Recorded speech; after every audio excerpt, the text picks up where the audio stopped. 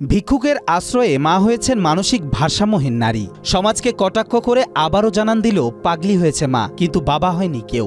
সন্তানসহ নিজের পরিচয় বলতে না পারা এই মানসিক ভারসাম্যহীন নারীকে মায়া থেকে নিজ বাড়িতে জায়গা দিয়েছিলেন ভিক্ষুক আয়েশা। এই ভিডিও যে 4টা মাস ধরে যে সেবা যত্ন করতে আছে, আপন মাও এতটুকু সেবা যত্ন করে না। আমি গেছিলাম এক কম্বল লাগিয়া ভাইও, এরপরে গিয়া দেখি মা ডিসাইডি খায়। এরপর আমার মায়া লাগছে দেখে আমি আনছি, আইনা আসু দিছি। এ সবাতে বাচ্চা নন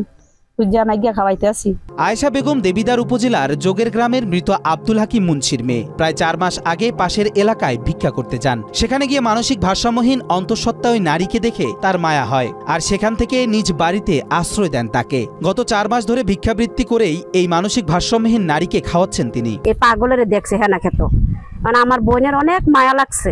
মায়া লাগার পরে আমার বোনে বাড়িতে নিয়ে আসছে। আমার বোনে অনেক মানে যথেষ্ট পরিমাণ মতনে ভালোভাবে মানে হ্যাঁ সেবা যত্ন করতেছে, কিন্তু আমার বোনে মানুষের থেকে চাইয়া চাইয়া খায় এবং হ্যাঁ আসছে। মানসিক ভারসাম্যহীন হয় আয়েশা বেগমকে প্রায়ই মারধর করেন এই নারী।